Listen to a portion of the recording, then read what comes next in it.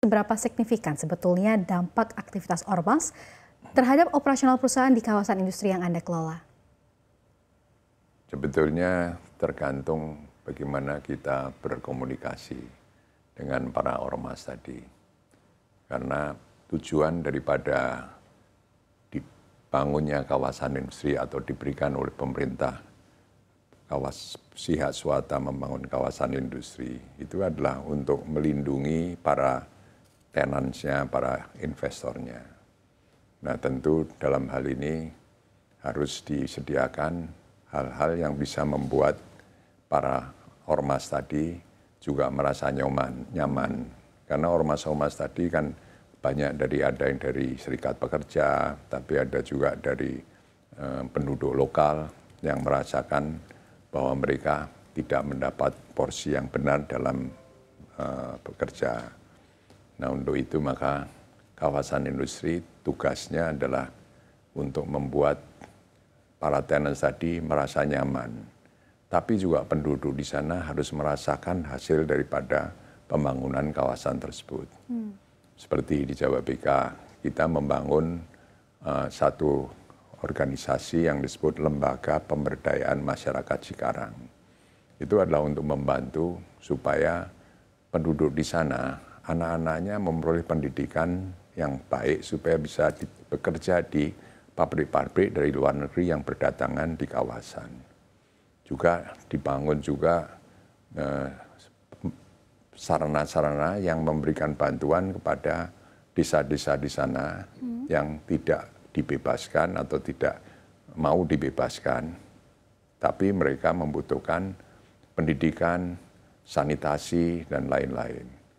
Jadi dengan pengalaman JBK membangun kawasan ini selama 35-36 tahun ini, maka kami bisa menangani masalah-masalah tersebut dengan bekerja sama dengan masyarakat setempat, dengan kepolisian, dan juga dengan pihak-pihak militer.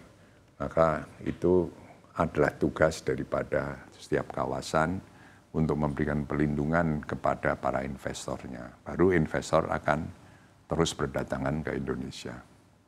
Baik, jadi memang dari PTN sendiri memberikan perlindungan kepada masyarakat di area kawasan industri Anda sendiri dan juga untuk membuat nyaman para tenan. Tapi sebetulnya seperti apa Pak contoh nyata yang ada di lapangan saat ini terkait dengan tuntutan para ormas biasanya ke kawasan industri? Jadi kita mesti lihat keadaan ekonomi di Indonesia. Misalnya tahun 98, Indonesia mengalami krisis moneter, devaluasi yang besar sekali. Sehingga tentunya banyak perusahaan yang tidak sanggup meneruskan usahanya, tidak bisa bersaing lagi. Nah itu menimbulkan PHK, pengangguran, yang barusan lulus sekolah kesulitan mencari pekerjaan. Sehingga timbullah tentunya premanisme. Nah ini harus segera ditangani oleh kawasan. Nah, jadi memang signifikan kalau keadaan ekonomi sedang jelek. Nah sekarang ini dengan ada digital technology, ada pandemi, ya, dan kemudian juga dunia ini sedang mengalami perubahan yang mendasar karena adanya perang dagang antara China dan Amerika.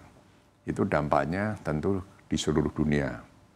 Nah Indonesia juga tentu mengalami hal ini.